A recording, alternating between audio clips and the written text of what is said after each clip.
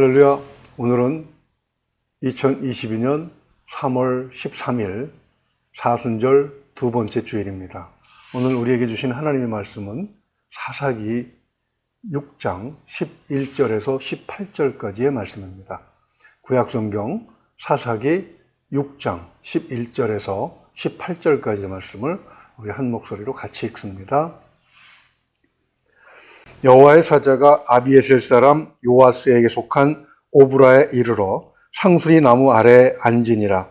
마침 요아스의 아들 기드온이 미디안 사람에게 알리지 아니하려 하여 밀을 포도주 틀에서 타작하더니 여호와의 사자가 기드온에게 나타나 이르되 큰 용사여 여호와께서 너와 함께 계시도다 하며 기드온이 그에게 대답하되 오 나의 주여 여호와께서 우리와 함께 계시면 어찌하여 이 모든 일이 우리에게 일어났나이까? 또 우리 조상들이 일찍이 우리에게 이르기를 여호와께서 우리를 애굽에서 올라오게 하신 것이 아니냐 한 그 모든 이적이 어디 있나이까? 이제 여호와께서 우리를 버리사 미디안의 손에 우리를 넘겨 주셨나이다 하니 여호와께서 그를 향하여 이르시되 너는 가서 너의 힘으로 이스라엘을 미디안의 손에서 구원하라. 내가 너를 보낸 것이 아니냐 하시니라. 그러나 기드온이 그에게 대답하되 오 주여 내가 무엇으로 이스라엘을 구원하리이까? 보소서 나의 집은 므낫세 중에 극히 약하고 나는 내 아버지 집에서 가장 작은 자이니다 하니 여호와께서 그에게 이르시되 내가 반드시 너와 함께 하리니 네가 미디안 사람 치기를 한 사람 치듯 하리라 하시니라. 기드온이 그에게 대답하되 만일 내가 주께 은혜를 얻었사오면 나와 말씀하신 이가 주 되시는 표징을 내게 보이소서. 내가 예물을 가지고 다시 주께로 와서 그것을 주 앞에 드리기까지 이곳을 떠나지 마시기를 원하나이다 하니 그가 이르되 내가 너 돌아올 때까지 머무르리라 하니라. 아멘. 기도합니다. 풍성하신 은혜를 우리에게 날마다 허락하시는 하나님, 코로나19 중에도 우리의 건강과 우리의 삶을 평안하게 지켜주시니 감사합니다. 하나님께서 우리에게 말씀을 주시고 또한 하나님을 믿는 믿음 안에서 살아가게 하신 것은 우리로 하여금 모든 어려움을 극복하며 이기며 나아가게 하시는 일인 줄로 믿습니다. 하나님, 그럼에도 불구하고 우리의 마음과 생각이 나약해질 때가 있음을 고백합니다. 하나님 말씀을 통해서 우리의 마음이 견고해지기를 원합니다. 하나님을 향한 시선이 흔들리지 않기를 소망합니다. 예수 그리스도의 발자취를 따라 조금도 흔들리지 않고 좌로나 우로나 치우치지 않고 주님을 따라갈 수 있는 그런 제자의 삶을 살게 하여 주시옵소서. 오늘도 말씀 가운데 성령으로 함께 하시길 원하오며 우리 주 예수 그리스도 이름으로 기도하옵나이다. 아멘. 사순절 두 번째 주일입니다. 예수님께서 십자가를 향해 나아가시는 발걸음을 재조명하는 기간이죠. 왜 2000년 전에 벌어진 일을 되돌아보고자 하는 것입니까?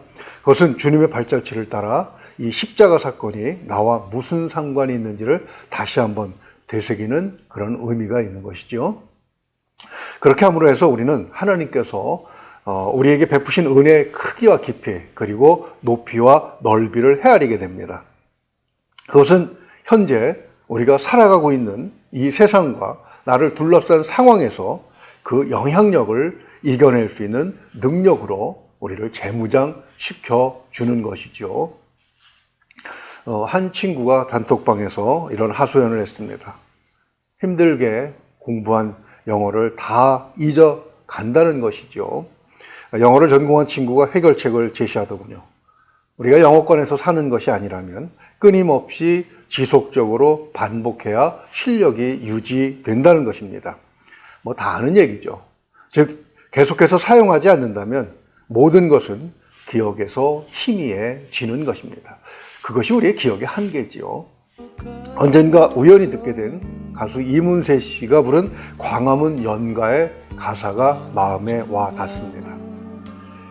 언젠가는 우리 모두 세월을 따라 떠나가지만 언덕 밑 정동길에 아직 남아있어요. 눈 덮인 조그만 예배당. 노래를 들으며 생각했습니다. 정동교회가 조그맣다면 정동교회가 조그맣게 보인다면 그럼 우리 교회는 이문세라는 가수가 신앙이 있는지는 잘 모르겠습니다. 다만 그가 정동교회를 작게 봤다면 그 시각은 우리 교회에서 영향을 받은 것이라고 봐야 하겠죠. 오늘날 교회가 영적인 것보다 눈에 보이는 육적인 것에 더 치중하고 있다는 그런 의미도 되는 것입니다. 변질된 영향력을 세상에 끼치고 있는 것이죠. 영적인 것도 보존하기 위해서 노력하지 않는다면 시간의 흐름에 따라 변합니다. 아무리 큰 은혜를 받았다고 해도 시간이 지나면 잊어먹게 되고요. 뼛속 깊이 새겨진 체험이라고 해도 종종 더듬어 살펴보지 않는다면 희미한 옛사랑의 그림자가 되고 마는 것이지요. 여러분의 신앙은 어떠합니까? 잘 보존되고 있습니까? 오늘은 바로 그것을 측정할 수 있는 바로미터를 우리에게 제공해 주고 있습니다. 본문의 시대적 배경을 먼저 한번 좀 살펴보죠. 하나님께서는 모세를 사용하셔서 이스라엘을 애굽에서 해방시키시죠.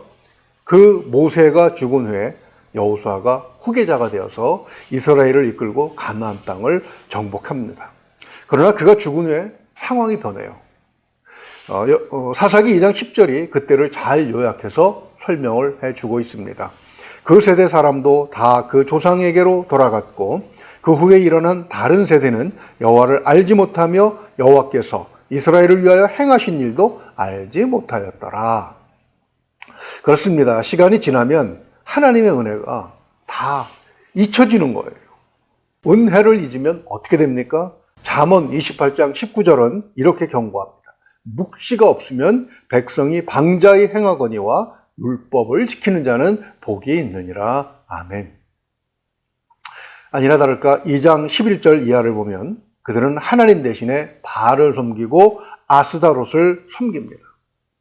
눈에 보이지 않지만 율법의 말씀으로 그들과 함께 계시는 하나님을 망각한 거죠. 그 결과는 복과 정반대의 결과로 나타납니다.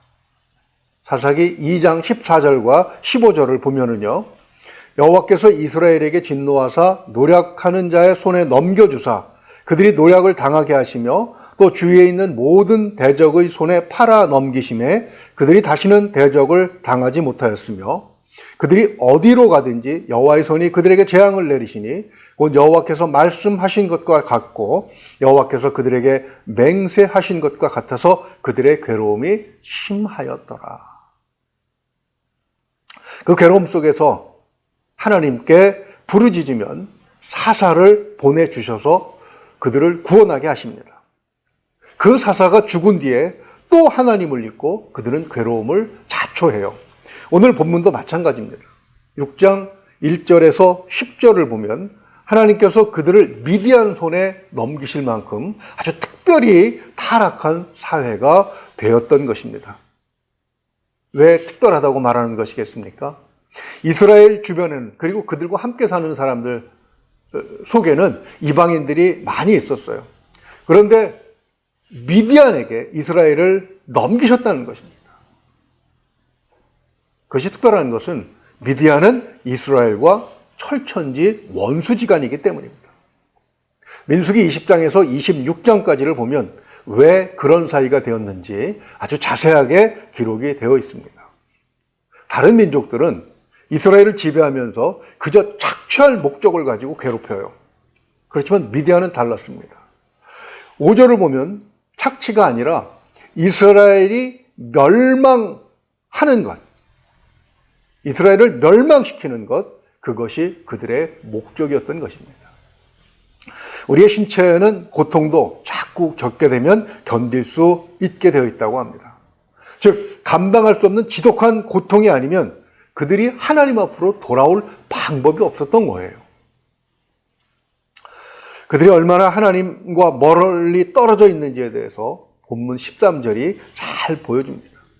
기도는 먼저 오 나의 주여 여호와께서 우리와 함께 계시면 어찌하여 이 모든 일이 우리에게 일어났나이까? 라고 불평을 합니다. 하나님께서 그들과 함께 계신다는 사실을 불신하고 있는 것이죠. 이어서 그는 또 우리 조상들이 일찍이 우리에게 이르기를 여호와께서 우리를 애굽에서 올라오게 하신 것이 아니냐 한 그 모든 이적이 어디 있나이까? 라고 불신을 토로합니다. 이것은 하나님이 그들에게 베푸셨던 은혜에 대한 불신이죠. 애굽에서 가나안까지 인도하신 것이 사실이냐고, 현재 상황에서 믿을 수 없다고 그렇게 되묻는 것입니다. 결정적인 것은 세 번째 질문이에요. 이제 여호와께서 우리를 버리사 미디안 손에 우리를 넘겨주셨나이다. 이것은 적반하장이죠. 자신들이 하나님을 버린 것을 오히려 하나님이 자신들을, 즉 이스라엘을 버리셨다고 덮어 씌우고 있는 것입니다. 어떤 특별한 일이 구성원 대부분에게 해당된다면 우리는 그것을 문화라고 말합니다. 즉 이스라엘은 본문 현재 하나님께 범죄한 그런 문화가 지배하고 있었던 거예요. 그러나 하나님은 이스라엘을 내버리시지 않고 되찾으시려는 것이기 때문에 이 타락한 문화 속에서도 사사들을 발굴해 내시는 것이죠. 이런 시대적 상황과 문화를 배경으로 하나님께서 세우신 사람 기드온을 재조명해 보면 우리가 속한 문화는 어떠하며 우리의 영적 상황은 어떠한지를 확인해 볼 수가 있는 것입니다. 즉 타락한 문화가 교회와 성도에게 어떤 영향을 미치느냐, 그 결과를 볼 수 있다는 것이죠. 하나님은 택하신 인간을 결코 버리지 아니하십니다. 디모데전서 2장 4절을 보면 하나님은 모든 사람이 구원을 받으며 진리를 아는 데 이르기를 원하시느니라 라고 말씀합니다. 주님께서 비유로 설교하신 돌아온 탕자의 이야기를 보면 아버지는 집 떠난 둘째를, 그가 돌아오기를 목이 빠지게 기다리고 계시잖아요.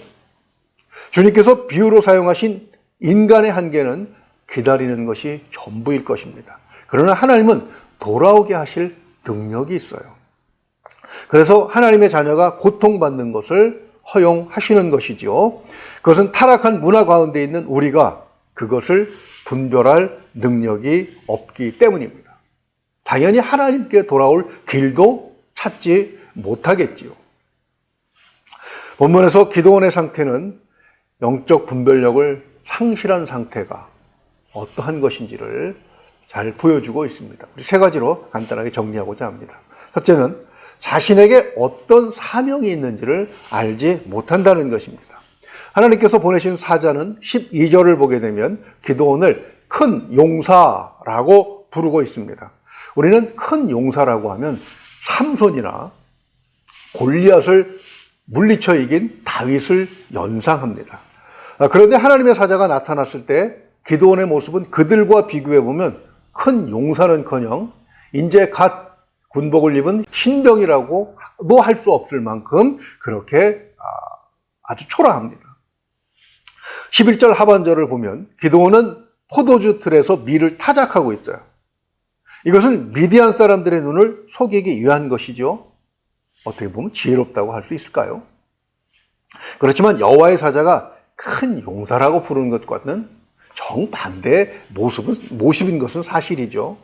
상당히 옹색한 모습일 뿐입니다. 예수님께서 베드로를 비롯한 제자들을 부르실 때 마태복음 4장 19절을 보면 사람 낚는 어부가 되게 하시겠다고 하셨습니다. 사람을 낚아야 할 어부들이 손바닥만한 갈릴리 호수에서 물고기를 잡아 생계를 겨우 유지하고 있었던 것이죠. 그들은 주님을 만남으로 해서 자신이 해야 할 사명을 알게 되고 훈련을 받게 돼요.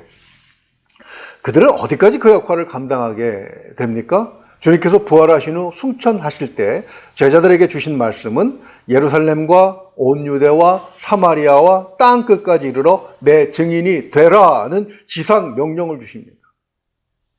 그들은 주님을 만난 뒤에 큰 영적인 용사가 되죠. 갈릴리 바다에서 작은 물고기를 잡던 사람들이 영적으로 땅 끝을 정복하는 그런 용사가 된 것입니다.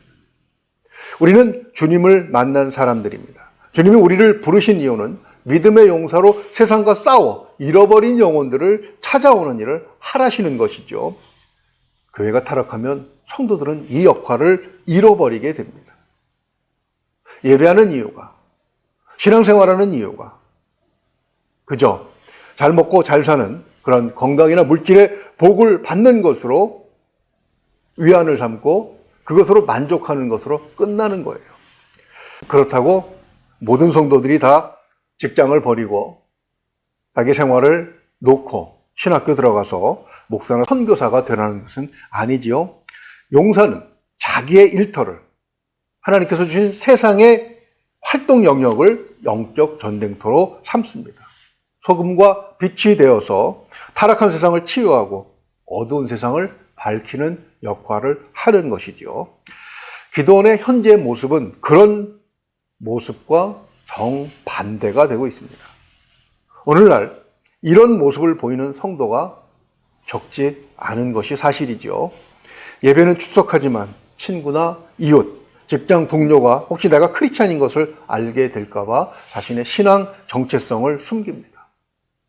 굳이 내가 크리스찬이라고 애써 말하지 않고 그냥 숨죽이며 살아가고 있는 거예요. 이것이 바로 오늘날 기도원 성도의 모습입니다.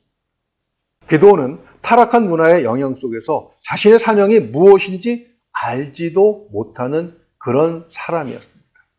우리는 오늘 우리를 둘러싼 세속적인 문화의 흐름을 거스를 수 있어야 하는 것입니다. 두 번째로, 타락한 문화의 영향 속에서 크리스천은 자신의 소명을 불신하게 됩니다. 사명과 혼동에서 쓰이는 말로 소명이라는 용어가 있죠. 구분해야 합니다. 사명이 해야 할 역할이라면 소명은 그 역할을 해야 할 때가 되었다고 부르시는 하나님의 소리입니다. 영어로는 콜링이라고 하죠. 14절에서 기도원은 여호와의 사자에게 소명을 듣습니다.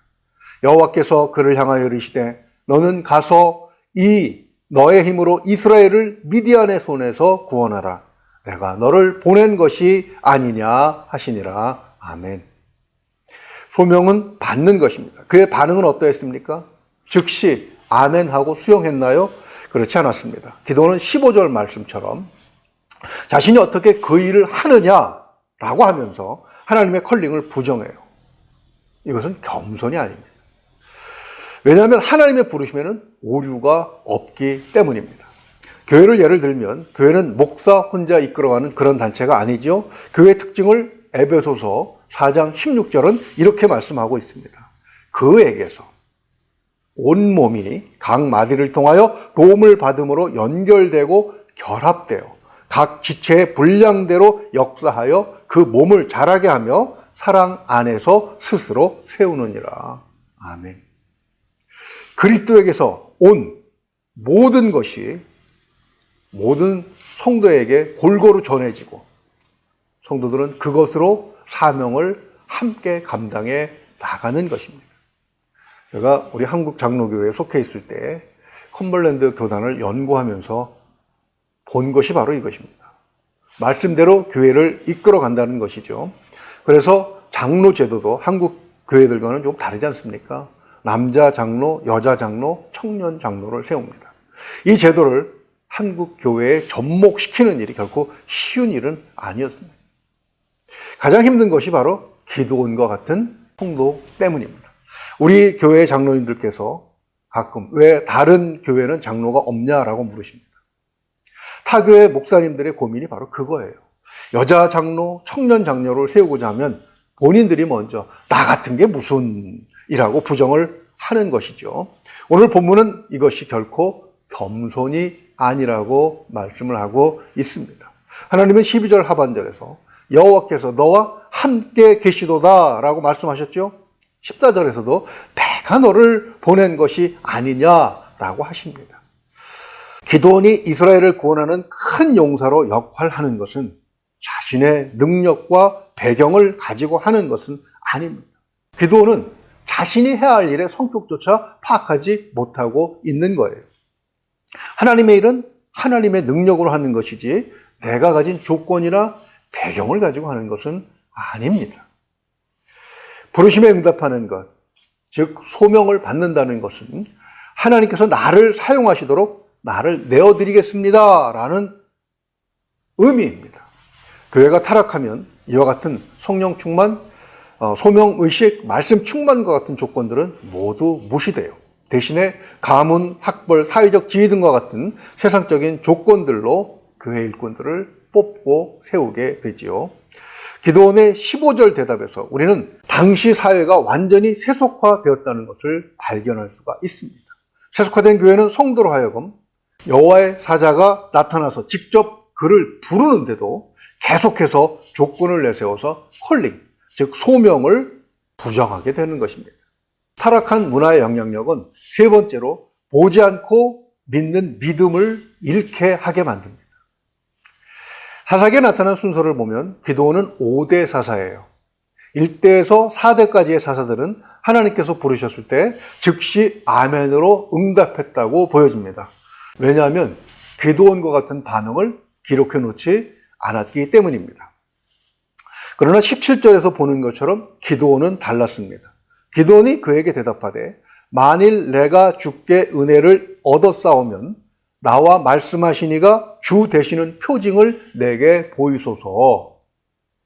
지금 자기를 불러 세우시려는 분이 정말 하나님의 사자인지 눈으로 봐야 믿겠다는 것이죠. 앞선 사사들의 시대에 비해서 기드온의 시대가 얼마나 더 많이 타락했는지를 우리는 이것으로 잘 알 수가 있습니다. 예수님의 제자 도마는 예수님께서 육체로 부활하신 것을 믿지 못했지요. 그는 못 박히시고 창에 찔리셨던 자국을 직접 확인하기 전에는 믿을 수 없다고 말합니다. 예수님은 요한복음 20장 29절에서 이렇게 그를 꾸짖으셨습니다. 너는 나를 본고로 믿느냐? 보지 못하고 믿는 자들은 복되도다. 아멘. 예수님을 따라다니며 온갖 기적을 다 체험한 도마가 왜 보지 않으면 믿지 못하겠다고 했겠습니까? 세속적인 믿음을, 예수님을 따라다니면서도 버리지 못한 것이기 때문입니다. 기적으로 애굽에서 해방되고 광야 40년을 하나님과 함께 동행한 이스라엘이 왜 꼭 봐야만 믿는 믿음이 필요한 것이겠습니까? 그것은 기드온 시대가 말씀을 멀리한 시대라고 하는 그런 이유 때문입니다. 하나님은 말씀으로 자신을 드러내셨지요. 말씀을 멀리했다는 것은 하나님으로부터 멀어졌다는 것입니다. 지속적인 관계가 끊어진 시대였던 거예요. 은혜의 체험보다 중요한 것은 하나님과의 관계를 지속적으로 맺어가는 것입니다. 말씀과 기도, 찬양과 봉사, 그리고 전도와 예배를 통해서 끊임없이 하나님을 느끼지 않는다면 우리의 기억은 망각을 선물로 주고 말 것입니다. 우리는 이러한 상황들을 보면서 시대를 분별할 수 있어야 합니다. 주님은 누가복음 21장에서 시대의 징조를 분별하라고 권면하고 계십니다. 기드온을 통해서 본 우리의 시대는 어떤 시대라고 생각이 되십니까? 기드온은 하나님께서 택하신 큰 용사였지만 타락한 시대에 영향을 받은 피해자의 한 사람이라고 할 수 있습니다. 그러나 사명을 인식했을 때 민족을 구원했습니다. 잘 아는 유명한 일화가 있지요. 겨우 300명의 용사로 메뚜기 떼와 같은 강한 적들을 무찌른 것입니다. 그렇지만 25절 이하를 보면 자신의 삶을 확 뒤집어 엎어야 하는 그런 아픔도 대가로 치루어야 했던 것입니다. 교회가 타락해서 세속에 물들게 되면 성도들은 자신도 모르게 그 영향을 받게 되지요.